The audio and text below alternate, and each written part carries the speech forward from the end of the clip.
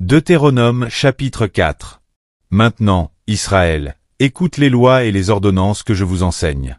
Mettez-les en pratique, afin que vous viviez, et que vous entriez en possession du pays que vous donne l'Éternel, le Dieu de vos pères.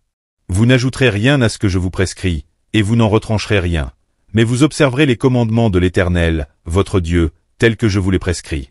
Vos yeux ont vu ce que l'Éternel a fait à l'occasion de Baal-Péor. L'Éternel, ton Dieu, a détruit du milieu de toi tous ceux qui étaient allés après Baal-Péor. Et vous, qui vous êtes attachés à l'Éternel, votre Dieu, vous êtes aujourd'hui tous vivants. Voici, je vous ai enseigné des lois et des ordonnances, comme l'Éternel, mon Dieu, me l'a commandé, afin que vous les mettiez en pratique dans le pays dont vous allez prendre possession. Vous les observerez et vous les mettrez en pratique, car ce sera là votre sagesse et votre intelligence aux yeux des peuples, qui entendront parler de toutes ces lois et qui diront, « Cette grande nation est un peuple absolument sage et intelligent. » Quelle est, en effet, la grande nation qui est des dieux aussi proches que l'Éternel, notre Dieu, l'est de nous toutes les fois que nous l'invoquons. Et quelle est la grande nation qui est des lois et des ordonnances justes, comme toute cette loi que je vous présente aujourd'hui.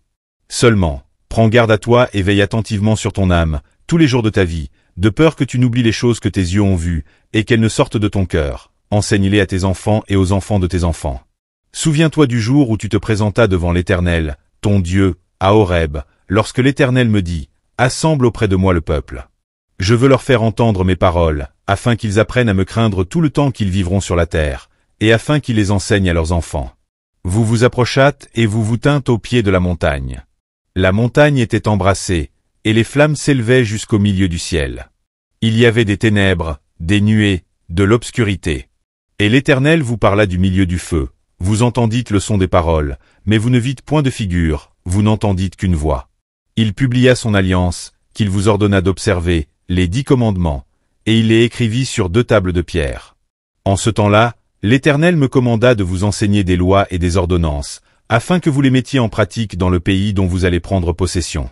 Puisque vous n'avez vu aucune figure le jour où l'Éternel vous parla du milieu du feu, à Horeb, veillez attentivement sur vos âmes, de peur que vous ne vous corrompiez et que vous ne vous fassiez une image taillée, une représentation de quelque idole, la figure d'un homme ou d'une femme, la figure d'un animal qui soit sur la terre, la figure d'un oiseau qui vole dans les cieux, la figure d'une bête qui rampe sur le sol, la figure d'un poisson qui vive dans les eaux au-dessous de la terre.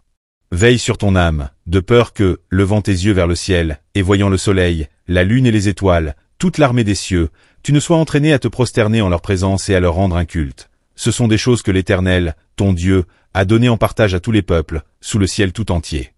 Mais vous, l'Éternel vous a pris, et vous a fait sortir de la fournaise de fer de l'Égypte, afin que vous fussiez un peuple qui lui appartint en propre, comme vous l'êtes aujourd'hui. Et l'Éternel s'irrita contre moi, à cause de vous. Et il jura que je ne passerai point le Jourdain, et que je n'entrerai point dans le bon pays que l'Éternel, ton Dieu, te donne en héritage. Je mourrai donc en ce pays-ci, je ne passerai point le Jourdain, mais vous le passerez, et vous posséderez ce bon pays. Veillez sur vous, afin de ne point mettre en oubli l'alliance que l'Éternel, votre Dieu, a traitée avec vous, et de ne point vous faire d'image taillée, de représentation quelconque, que l'Éternel, ton Dieu, t'ait défendu. Car l'Éternel, ton Dieu, est un feu dévorant, un Dieu jaloux. Lorsque tu auras des enfants, et des enfants de tes enfants, et que vous serez depuis longtemps dans le pays, si vous vous corrompez, si vous faites des images taillées, des représentations de quoi que ce soit, si vous faites ce qui est mal aux yeux de l'Éternel, votre Dieu, pour l'irriter, j'en prends aujourd'hui à témoin contre vous le ciel et la terre, vous disparaîtrez par une mort rapide du pays dont vous allez prendre possession au-delà du Jourdain. Vous n'y prolongerez pas vos jours, car vous serez entièrement détruits. L'Éternel vous dispersera parmi les peuples, et vous ne resterez qu'un petit nombre au milieu des nations où l'Éternel vous emmènera. Et là, vous servirez des dieux, ouvrages de main d'homme, du bois et de la pierre, qui ne peuvent ni voir, ni entendre, ni manger, ni sentir. C'est de là aussi que tu chercheras l'Éternel, ton Dieu, et que tu le trouveras, si tu le cherches de tout ton cœur et de toute ton âme. Au sein de ta détresse, toutes ces choses t'arriveront. Alors, dans la suite des temps, tu retourneras à l'Éternel, ton Dieu, et tu écouteras sa voix. Car l'Éternel, ton Dieu, est un Dieu de miséricorde, qui ne t'abandonnera point et ne te détruira point. Il n'oubliera pas l'alliance de tes pères, qu'il leur a juré. Interroge les temps anciens qui t'ont précédé, depuis le jour où Dieu créa l'homme sur la terre, et d'une extrémité du ciel à l'autre. Y eut-il jamais si grand événement, et a-t-on jamais ouï chose semblable?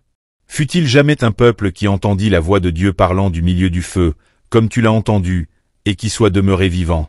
Fut-il jamais un Dieu qui essaya de venir prendre à lui une nation du milieu d'une nation, par des épreuves, des signes, des miracles et des combats, à main forte et à bras étendus, et avec des prodiges de terreur, comme l'a fait pour vous l'Éternel, votre Dieu, en Égypte et sous vos yeux? Tu as été rendu témoin de ces choses, afin que tu reconnusses que l'Éternel est Dieu, qu'il n'y en a point d'autre. Du ciel, il t'a fait entendre sa voix pour t'instruire, et, sur la terre, il t'a fait voir son grand feu, et tu as entendu ses paroles du milieu du feu. Il a aimé tes pères, et il a choisi leur postérité après eux. Il t'a fait lui-même sortir d'Égypte par sa grande puissance. Il a chassé devant toi des nations supérieures en nombre et en force, pour te faire entrer dans leur pays, pour t'en donner la possession, comme tu le vois aujourd'hui. Sache donc en ce jour, et retiens dans ton cœur que l'Éternel est Dieu, en haut dans le ciel et en bas sur la terre, et qu'il n'y en a point d'autre.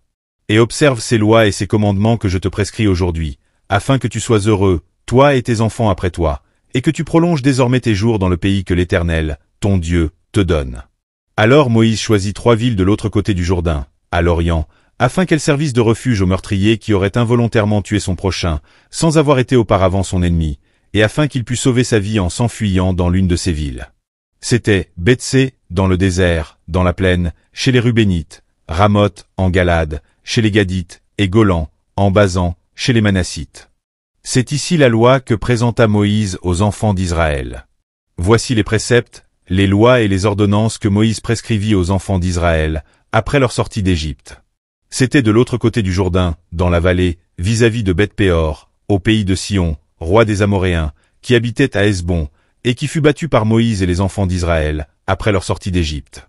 Ils s'emparèrent de son pays et de celui d'Ogé, roi de Basan. Ces 2 rois des Amoréens étaient de l'autre côté du Jourdain, à l'Orient. Leur territoire s'étendait depuis Aroër sur les bords du torrent de l'Arnon jusqu'à la montagne de Sion qui est l'Hermon, et il embrassait toute la plaine de l'autre côté du Jourdain, à l'Orient, jusqu'à la mer de la plaine, au pied du Pisga.